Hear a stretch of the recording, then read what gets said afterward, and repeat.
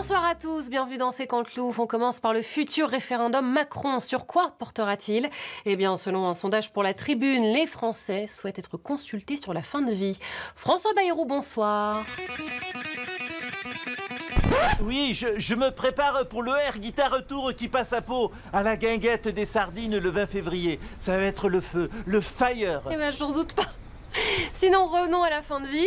Vous n'êtes pas pour une aide à mourir. Non, je pense que c'est au petit Jésus de décider quand un homme doit monter au ciel. C'est pas à votre beau-frère Régis ou à je ne sais qui. Mais il n'y a pas une séparation de l'Église et de l'État en France? Ça, c'est une croyance religieuse. Eh bien, je m'en moque.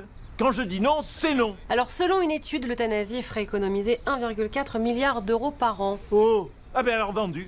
Vive l'euthanasie, je prends. C'est votre beau-frère Régis qui décidera si mémé doit partir. Désolé les seniors, vous allez rester moins longtemps sur cette terre, mais on a besoin de sous. Une vraie girouette. Ségolène Royal, un commentaire? Sur la fin de vie? Mais je m'en fous de ça. Non, moi ce que je voulais dire, c'est que si Macron, il cherche vraiment un intitulé où les Français répondent oui à tous les coups, ben c'est très simple, suffit juste de dire « Voulez-vous qu'il porte ?» Étonnant. Et sinon, vous faites quoi, là? Hein? Là, je suis en train de préparer ma robe pour la Saint-Valentin. Hein? Donc, au cas où j'en profite, je passe un message sur votre antenne. Si quelqu'un se sent seul et est intéressé pour partager un potage, par exemple, eh bien qu'il se manifeste. On vous tient au courant si on a des appels. Cette semaine, Emmanuel Macron lance le sommet international sur l'intelligence artificielle. François Hollande, bonsoir. Ah ben super, bravo, hein. Les États-Unis ont lancé quoi ChatGPT il y a 2 ans, les Chinois viennent de lancer DeepSeek, leur IA encore plus puissante, et nous les Français on lance quoi? Une réunion, c'est ça? Oh, vous êtes dur, il va y avoir des investissements colossaux en France pour créer des data centers. On parle de 20 milliards d'euros. Mais attendez, rappelez-moi ce que c'est qu'un data center. Hein, c'est pas un hangar où des milliers de disques durs tournent 24 heures sur 24, consomment une tonne d'électricité et bousillent la planète. Hein? Oula, il va falloir que j'achète du pain. Non, Macron, je dis assassin. Bravo Macron. Moi de mon temps, le temps béni du hollandisme, il n'y avait pas d'IA, pas de référendum. Et surtout pas de croissance. Très amusant. Attendez, vous, en 2027, vous allez voir. Même pas peur. Nicolas Sarkozy s'est fait poser son bracelet électronique vendredi.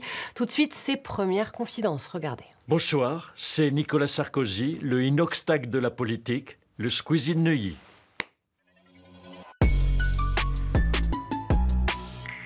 Nicolas Sarkozy, bonsoir. Bonsoir. Alors, ce bracelet? Quelle indignité. Poser un bracelet électronique à un ancien président, mais on crache sur la présomption d'innocence. En l'occurrence, vous avez quand même été condamné. Mais pas du tout, là je suis en plein jugement. Hein? Et voyez, on me condamne avant même d'être condamné, alors que je suis innocent, rapport au fait que j'ai rien fait. Non mais vous êtes en procès dans le dossier libyen. Vous avez été condamné dans une autre affaire où vous avez tenté de corrompre un juge. Mais c'est ridicule et vous le sachez très bien. Pourquoi qu'on tente de corrompre un juge? Pour gagner? Et vous savez très bien que j'ai pas gagné puisque j'étais condamné.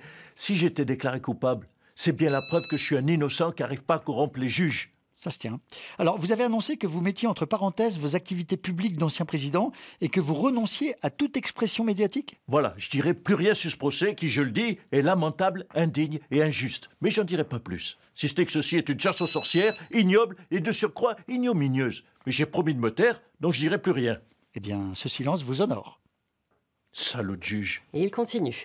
Pour parler Constitution, Jean-Luc Mélenchon est notre invité ce soir.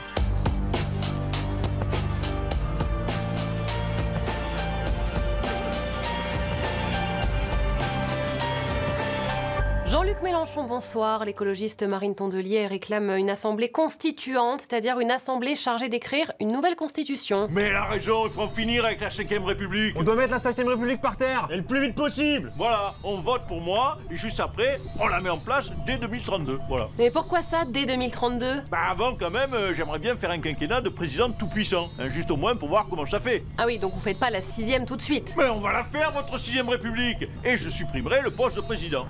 Dans la 6ème République, il n'y aura plus de président, plus de Sénat, plus de Premier ministre. Voilà, il y aura juste une assemblée citoyenne dirigée par le grand camarade Jean-Luc Ier, leader insoumis et phare rayonnant de la nation. Parce que je vous rappelle, la 6ème République, c'est moi! Eh ben, on a hâte. François Hollande, vous êtes pour une 6ème République? Bah, je suis surtout pour un 2e mandat avant une 6ème République. Mais et si la 6ème République autorise mon 3e mandat, alors là, je dis banco. Dans ce cas, les gens voteront non. Nicolas Sarkozy, la presse vous a aperçu près de la porte porte d'Auteuil en train de faire votre jogging avec votre bracelet électronique. Oui, parce que j'ai demandé un bracelet électronique, mais connecté à ma Rolex. Comme ça me donne mon rythme cardiaque et mes temps de course. C'est super pratique, hein. Donc merci à ces salauds de juges, même si je leur parle plus. Bah oui, vous nous l'avez dit. Monsieur Bayrou, un dernier mot? Oh là, il est invité, on peut plus lui parler. Allez, salut à tous.